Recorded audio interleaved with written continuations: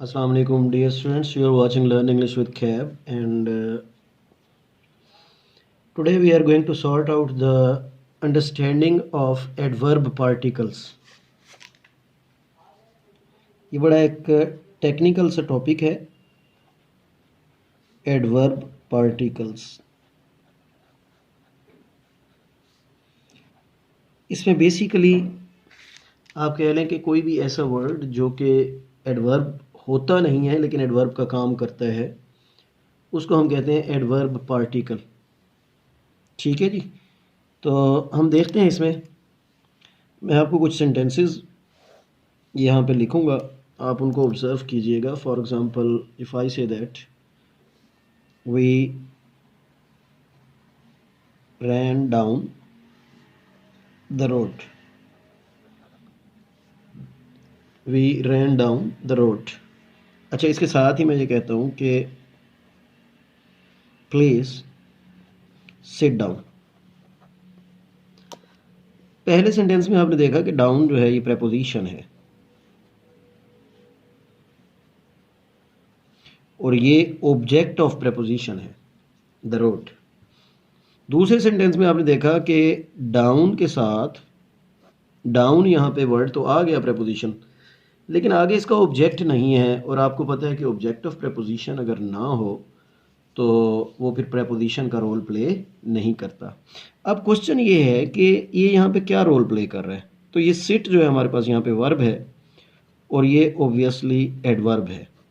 तो ऐसे में हम कहते हैं कि ये एडवर्ब पार्टिकल है।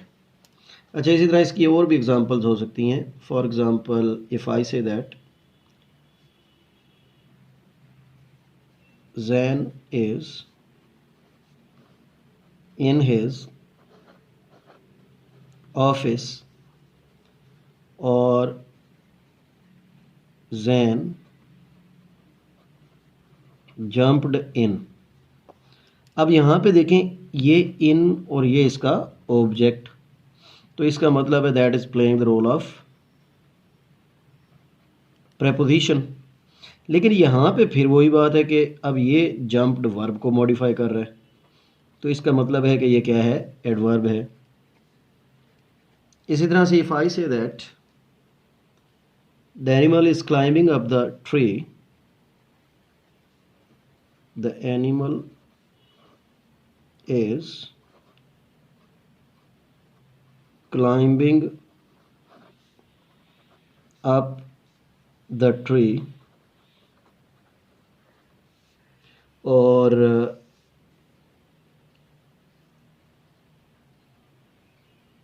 इसी तरह से if I say that she is not up yet, तो अब यहाँ पर आपके पास क्लाइंबिंग अप ये प्रेपोजिशन हो गया और ये इसका ऑब्जेक्ट हो गया। जबकि इसमें अगर आप देखें तो she is not up yet, तो यहाँ पे अब आपके पास येट जो है वो भी एडवर्ब है और ये भी फिर एडवर्ब भी बनेगा। बात की समझ आई थी आपको? यानी कि कहने का मतलब ये है कि द वर्ड प्रेपोजिशन जब एडवर्ब का काम करेगा तो हम इसको एडवर्ब पार्टिकल कहते हैं। यानी कि पहला एडवर्ब पार्टिकल का जो मामला था वो था प्रेपोजिशन, सॉरी आप लोगों को नज़र नहीं आ रहा, प्रेपोजिशन और वर्सेस एडवर्ब पार्टिकल्स।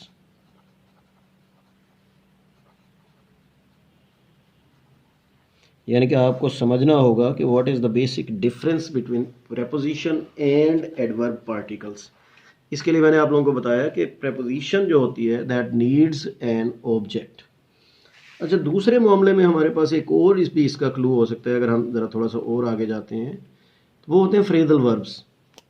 जैसे if I say that the car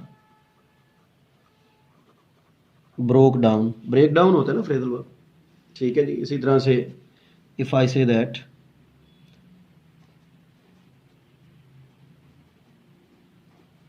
ultimately she gave up, ultimately she gave up. तो गेव अप जो है ये यहाँ पे फ्रेजल वर्ब से गिव अप होता है ना, तर्क कर देना, ठीक है जी। तो ये भी फ्रेजल वर्ब, ये भी फ्रेजल वर्ब, और इसमें ये डाउन आया, यहाँ पे अप आया, तो they are also known as adverb particle, ठीक है जी। They are also known as adverb particle. जैसे आप लोग कहते हैं the meeting was,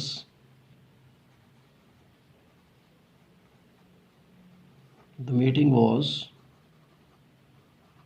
called in, तो यहाँ पे इन जो है ये भी इस फ्रेजल वर्ब में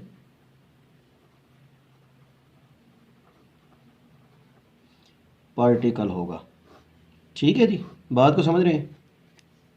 यानी कि दूसरा इसका जो यूज़ है वो क्या है, सॉरी, फ्रेजल वर्ब्स, ठीक हो गई। तीसरे नंबर पे ये होते हैं be plus adverb particles, be verb plus adverb particles, ये इसका तीसरा यूज़ होता है जी। इसको भी हम देख लेते हैं। जैसे इफ आई से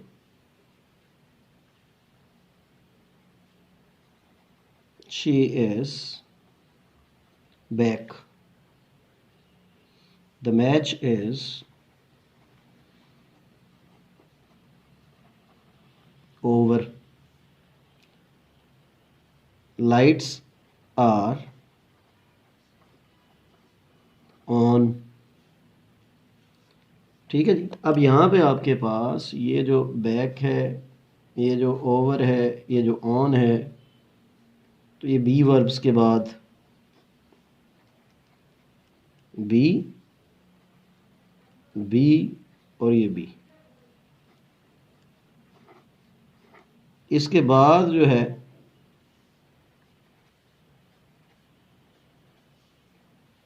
ये आपके पास एडवर्ब पार्टिकल्स हैं, क्योंकि आगे इनका ऑब्जेक्ट ऑफ प्रेपोजिशन जो है वो नहीं है।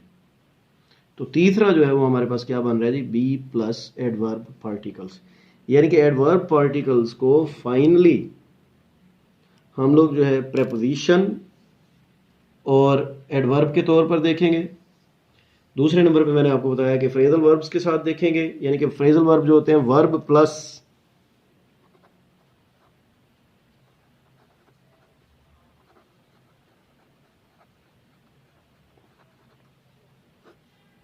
प्रेपोजिशन होते हैं, ठीक है जी।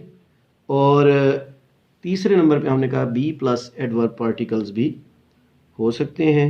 तो ये बेसिक डिफरेंस होता है। अच्छा, मेरी जो अंडरस्टैंडिंग है इसके बारे में वो यही है कि ये ऐसे वर्ड क्लासेस होते हैं जो कि अपना मेन रोल छोड़कर कोई और रोल प्ले कर रहे होते हैं, तो उनको हम पार्टिकल्स कहते हैं।